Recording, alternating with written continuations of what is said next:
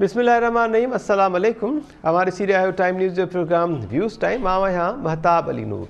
नाज़िर, ख़बरूं तो तमाम घणियूं आहिनि, पर अॼु ॿ अहम टॉपिक्स जेके आहिनि उहे डिस्कशन जे लाइ सिलेक्ट किया आहिनि ऐं उन्हनि टॉपिक्स ते ॻाल्हि ॿोल करण खां पहिरियां पैनलिस्ट जो तारुफ़ पे असां कराईंदा हलूं। डॉक्टर जमील अहमद ख़ान साहब, सीनियर तजिया निगार एम्बेसडर, असां सां गॾु आहिनि। मुश्ताक मीरानी साहब असां सां गॾु आहिनि। प्रोफेसर इनाम भट्टी साहब असां सां गॾु आहिनि ऐं इदरीस लिगारी साहब अॼु के प्रोग्राम में असां सां गॾु आहिनि। प्रोफेसर इनाम भट्टी साहब, महिरबानी। महताब आऊं सम्झां थो त पाकिस्तान जे वफ़ाक़ में सिंध 1943 में जेका करारदाद पेश कई, उहा 1940 जी करारदाद जे रूह जे मुताबिक़ हुई त जेके बि ही क़ौमी शुनाख्त रखंदड़ रियासतूं आहिनि, आज़ाद जेके वतन हुया, उहे हिकिड़े वफ़ाक़ खे ठाहींदा ऐं उन वफ़ाक़ में उन्हनि जी हिकिड़ी ख़ुदि मुख़्तियार हैसियत हूंदी। उन में सान्हो थियो 70 में बांग्लादेश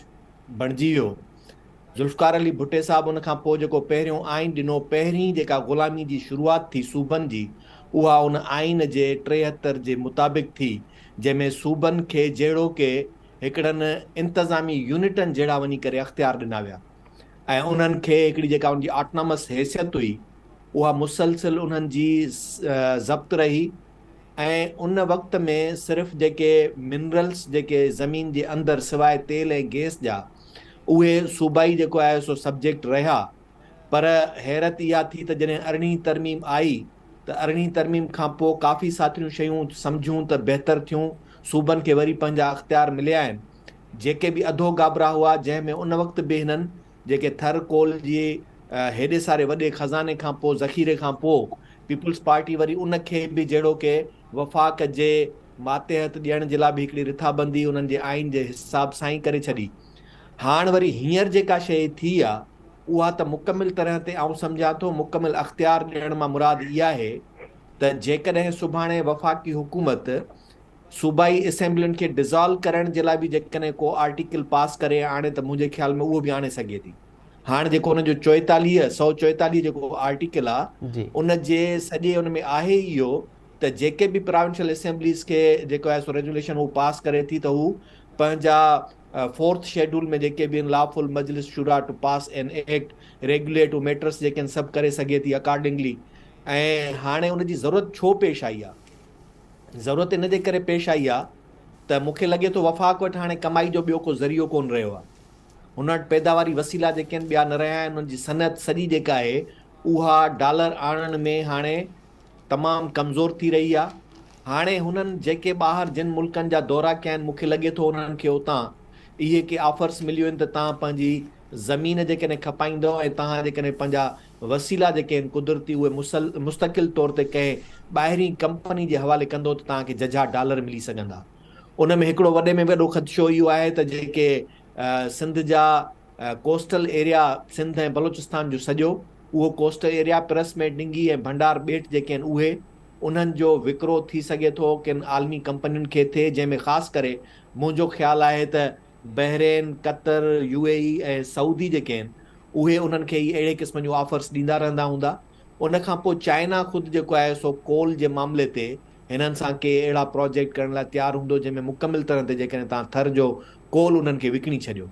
ऐं उहो तॾहिं थी सघे थो जॾहिं वफ़ाक़ वटि इहे सभु अख़्तियार हुजनि। ऐं हींअर वफ़ाक़ उन जे ई करे पीपुल्स पार्टी खे सिर्फ़ु इक़्तिदार में हिसेदारी ॾियण जे बदिले में उहे सभु शयूं हुननि खां कराईंदो थो वञे। ऐं सिंध हुकूमत, पीपुल्स पार्टी मौजूदा वक़्त में कंहिं बि तरह सां सिंध जे क़ौमी मुफ़ादनि जे तहफ़ुज़ करण जे बजाए सिंध जे क़ौमी वसीलनि खे, सिंध जे अख़्तियार खे तीनवाल करण ते तयारु वेठी आहे। ऐं उन तीनवाल करण जी हिननि जेका शुरूआत कई आहे, उनजा ॾिसिजो त अॻिते हली करे नतीजा कहिड़ा निकिरनि था। हिननि पंहिंजे सिर्फ़ु अख़्तियार जे लाइ जेके उहे मुआदा जिन ॿियनि जमायतुनि सां कनि था, उहे बि उन्हनि सां पूरा करण लाइ तयारु थी था वञनि। उन्हनि खे एडमिनिस्ट्रेटर बि मुक़ररु करण लाइ उन्हनि खे को बि एतिराज़ु कोन्हे, सिर्फ़ु इहो आहे त इलेक्शन्स बल्दियाती न थियनि। ईअं ई वफ़ाक़ी हुकूमत सां हू सभु उहे शयूं करे वठंदा, जंहिंसां वफ़ाक़ खे कंहिं न कंहिं तरीक़े सां डॉलर मिली सघनि, पोइ चाहे भले सिंध जो उन तां अख़्तियार ख़तमु थी वञे। तव्हांखे यादि हूंदो इमरान ख़ान जी हुकूमत में ई उन वक़्त बि हिननि ॿेटनि ते जेको NOC लेटर हिननि जारी कयो हो, पोइ वरी ही फिरी विया। सिंध हुकूमत उन तां जेको आहे विड्रा कयो सिंध जे माण्हुनि जे प्रेशर जे करे। पर हक़ीक़त इहा आहे त उन वक़्तु बि उन जे लाइ तयारु हुया, छाकाणि त हिनखे ख़बर आहे त उते जेकॾहिं का शइ इन्वेस्टमेंट कंदड़ कंपनी ईंदी त कंहिं न कंहिं तरीक़े सां पीपल्स पार्टी उन जी क़यादत ऐं उन जी जेका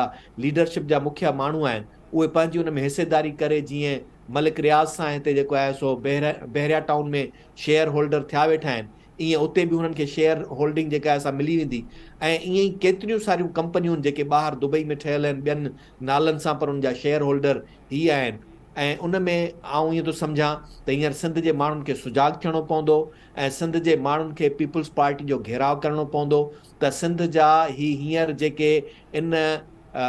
करारदाद खां पोइ वफ़ाक़ हाणे न रुॻो इहे अख़्तियारात पंहिंजे हथ में वठी सघे थो, पर पीपल्स पार्टी जेकॾहिं इहा सूरत हाल रही त हू मुकमिल तरह ते कंहिं बि क़िस्म जा अख़्तियार सूबे जा पंहिंजे हथ वस करे सघे थो। ऐं आउं सम्झां थो सिंध इहा करारदाद पास करे ख़ुदि बलूचिस्तान जे माण्हुनि सां बि वेसाघाती कई आहे। बलूचिस्तान जी उन क़यादत सां जेका PDM में गॾु उन्हनि सां वेठी आहे, उन्हनि सां बि उन्हनि इहा वेसाघाती कई आहे, छाकाणि त सिंध जे इन रेज़ोल्यूशन खां पोइ हुननि जो जेको स्टैंड आहे साहिल ऐं वसाइल जी मालिकी जो रिकॉर्डिंग ते हुननि जी जेका सॼी हींअर स्टैंड हलियो पए उहो सॼो कमज़ोर थी वेंदो ऐं उन कमज़ोर करण में हिननि जो बे हथु हूंदो। ऐं आउं सम्झां थो इन जे करे बलूचिस्तान में जेके बि मसइला हुननि खे अॻे ई वधीक आहिनि, पर सिंध जे इन स्टैंड लूज़ करण जे करे हुननि खे बि वधीक थी सघे थो त या लूज़ कनि, जेकॾहिं या बलूचिस्तान जी क़यादत एॾी मज़बूत ऐं मुस्तहकिम थी बीठी त आउं सम्झां थो अख्तर मेंगल खे इन ते वधीक स्टैंड वठंदे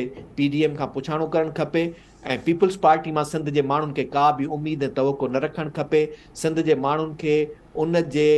ख़िलाफ़ पंहिंजो आवाज़ बुलंद करणु खपे, जीअं ॿिटे बलदियाती निज़ाम जे दौरान थियो। सिंध हुकूमत पंहिंजे इक़्तिदार जे ख़ातिर सिंध जे विरहाङे ते इंतिज़ामी विरहाङे जे लाइ जेको आहे सो बिल पेश करे छॾियो। ईअं ई सिंध हुकूमत NOC जेका आहे असां ॾिंगी ऐं भंडार ॿेट ते PTI हुकूमत वफ़ाक़ में उनखे ॾेई छॾियो ऐं हाणे उन साॻे तरीक़े सां हिननि बहरिया टाउन जे ज़रिए 1000 एकड़ 40,000 एकड़ खां मथे ज़मीन ॾेई छॾी, ज़ुल्फ़कार आबाद ॾेई छॾियो, केटी बंदर जेके इलाइक़ा आहिनि उहे ई ईअं ई तीनवाल कंदा पिया वञनि। ऐं हाणे हिननि जी नज़र जेका इन ते आहे त सिंध जो कोयलो ऐं सिंध जो जेको कोस्टल एरिया ऐं सिंध जा जेके ॿेट आहिनि उहे कंहिं बि तरह सां खपाए पंहिंजे इक़्तिदार खे। इनाम साहब इन में हिकु वधीक ॻाल्हि मां एड कयां त हैरत थींदी आहे मूंखे इहो ॿुधी त 9 डिसंबर ते इहे 2 करारदादूं पास कयूं वियूं जिन जे ज़रिए कुदरती वसीलनि में सीड़पकारी करण जा इख़्तियार जेके आहिनि उहे वफ़ाक़ खे ऐं कानून साज़ी करण जा इख़्तियार पार्लियामेंट खे ॾिना विया आहिनि। ऐं वरी जुमे खां पोइ छंछरु आचर ज़ाहिरी ॻाल्हि आहे मोकल हूंदी आहे, सूमर ते वरी साॻी सिंध असेंबली पारां हिकु ॿियो बिल मंज़ूरु कयो वियो आहे, मेटल फोर्स माइंस बिल कुदरती वसीलनि जे हवाले सां, जंहिंमें इहो चयो वियो आहे त 18वीं तरमीम खां पोइ कुदरती वसीलनि जी मालिकी जेका उहा सूबे जी हूंदी। त हीउ जेको ॿियो बिल पास कयो वियो इन ते मुख़्तसर कमेंट त इहो को लॉलीपॉप आहे सिंध वासियुनि जी कावड़ ऐं क्रोध खे घटि करण जे लाइ, त न अञा सिंध हुकूमत जेका उहा सिंध वासियुनि जे कंहिं तहफ़ुज़ करे सघे थी? महताब मिनरल जो जेको कंदा न पोइ हिननि जो मतिलबु इहो हूंदो त पत्थर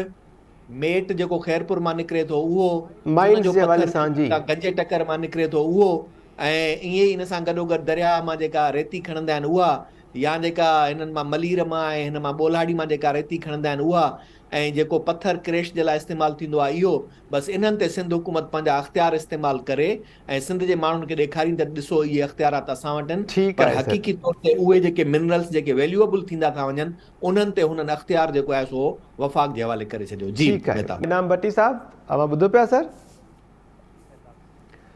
इनाम साहब 6 अरब रुपयनि जा तोहफ़ा जेके आहिनि उहे सिर्फ़ु 1.5 करोड़ रुपयनि में वठण वारे जे लाइ इहो जवाज़ काफ़ी आहे? जीअं डॉक्टर जमील अहमद ख़ान साहब इशारो कयो त हू सुभाणे पॉलिटिकल विक्टिमाइज़ेशन जो हिकिड़ो वरी नओं बयानियो खणी मैदान ते अची सघे थो,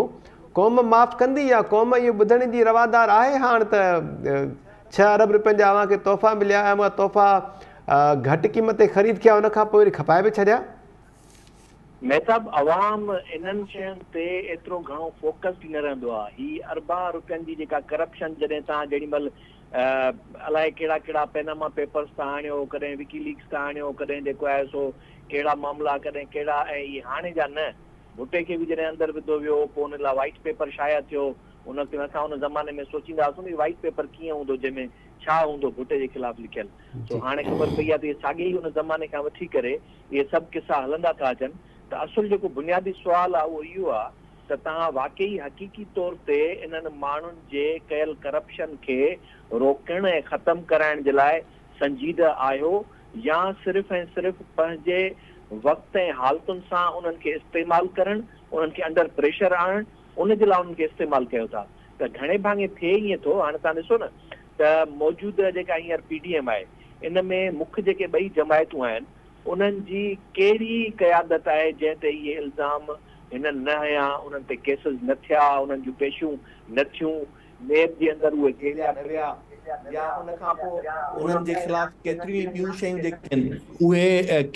कहिड़ियूं न थियूं, अॼु वरी उहे साॻियो ई वापसि इक़्तिदार में वेठा आहिनि। त हुअण ईअं घुरिबो आहे त जेकॾहिं वाक़ई इहे सभु शयूं थियनि थियूं त उहा जेका तफ़्तीश थिए थी, जेका इन्वेस्टिगेशन थिए थी, उहा एॾी वीक छो थी थिए जो सुभाणे वरी जजिस चवनि था न इहा ग़लति आहे, या जे उहा वीक आहे त उन वक़्तु जजिस इहो छो था चवनि त हा वारो कयो हिननि खे, जेको आहे सो वठी अंदरि कयो, हिननि इहो सभु शयूं कयूं। त आऊं कतई तौर ते इहो नथो सम्झां त का इहा करप्शन नथी थिए या करप्शन थिए थी, पर सिर्फ़ु हाणे थी ईअं वियो आहे त सभिनी करप्ट माण्हुनि खे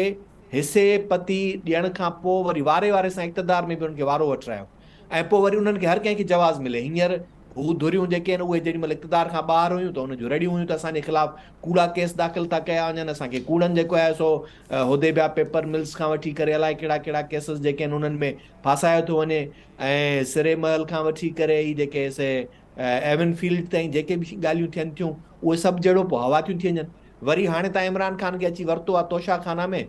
वाकई जेकॾहिं आहे त उनजा कानूनी पासा कढी उन ते अमल कयो, ऐं हीअ जेको तव्हांजो डिले थियनि थियूं शयूं, ऐं उन खां पोइ वरी तव्हां उनखे ॿिए पासे डायलॉग बि थींदो थो रहे, ऐं हींअर बि ख़बरूं इहे आहिनि त तव्हां इहे सभु शयूं हिकिड़े पासे फाइल था ठाहियो, ॿिए पासे वरी पोयां बैकडोर था डायलॉग बि कयो था। त मतिलबु इहो थियो त इन्हनि फाइलनि ठाहिण जो असुलु मक़सदु जेको आहे उहो इहो आहे त बाबा चुपड़ी करे वेही रह, या चुपड़ी करे वेही रह। हाणे उहो या वरी हुनखे बि चवनि था हाणे NRO वठि, त हीउ जेको NRO वारो टर्म जेको इस्तेमालु थिए पियो थो न, त हाणे जहिड़ो सभिनी खे हुनजो आदी बणाईंदा था वञनि। त मुंहिंजे ख़्याल में जेकॾहिं रियासत संजीदह आहे, इहे मामला रुगो तोशाखाना जा न, मुल्क जे अंदरि जेका बि करप्शन वॾी मेगा करप्शन थी आहे उन्हनि सभिनी जे ख़िलाफ़ का अहिड़ी कमीशन ठहे, आज़ादु कमीशन ठहे जेका उन्हनि जे ख़िलाफ़ चाराजोई करे, ऐं उन खां पोइ उन्हनि सभिनी खे पंहिंजे इक़्तिदार खां ॿाहिरि कढो।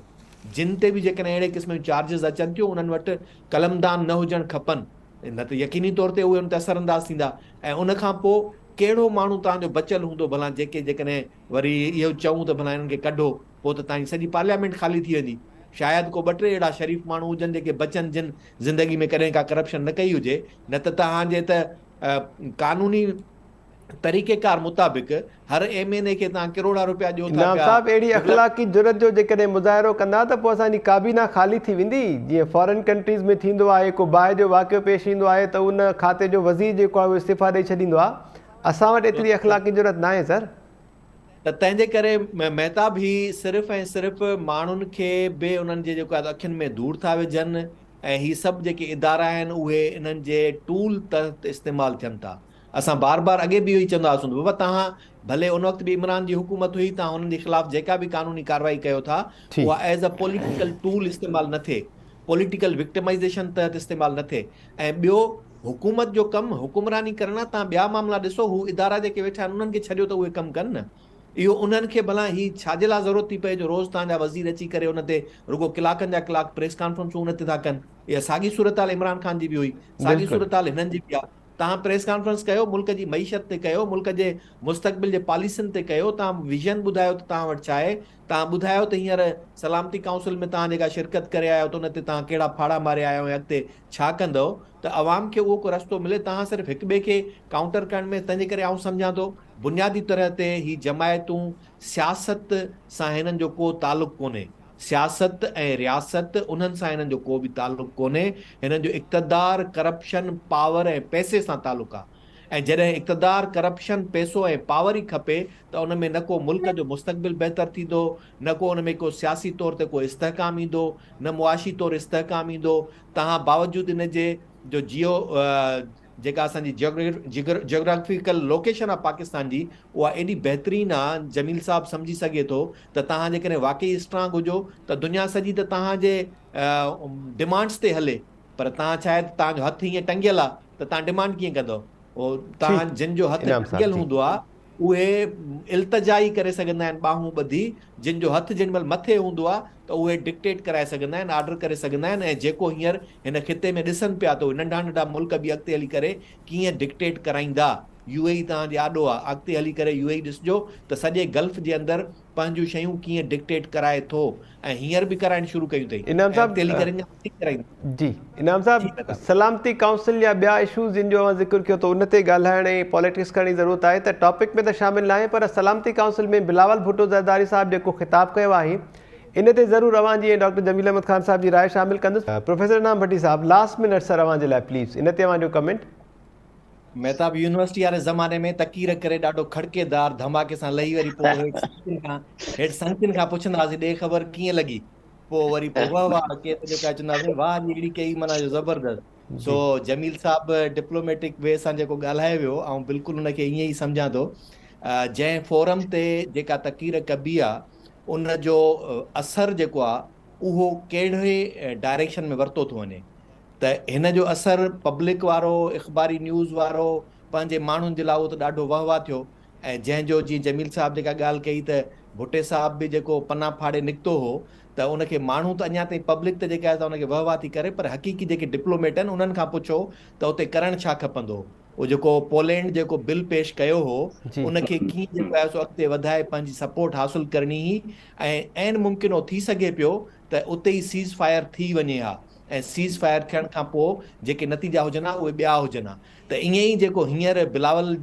ज़रदारी जेका स्पीच आहे उहा बि हाणे जयशंकर खे जवाबु ॾियण लाइ ॿियो कुझु बि न हुयो, तंहिंजे करे हुन हिकिड़ो सफ़ा ईअं छिके जेको आहे सो छा चइबो आहे 120 जे कांटे ते जेको आहे सिधो सो प्राइम मिनिस्टर जो नालो खणी वियो ऐं उनखे जेको आहे सो हिट करे वियो। त जेको हूअं डिप्लोमेटिक तरीक़े सां उहो न हुजणु खपे उन फोरम ते, तव्हां जेॾी महिल हुनखे चओ था त इहा शइ इलाही ख़राबु आहे, पर उनजो हक़ीक़ी जेको पासो आहे उहो इहो आहे त तव्हांजे इन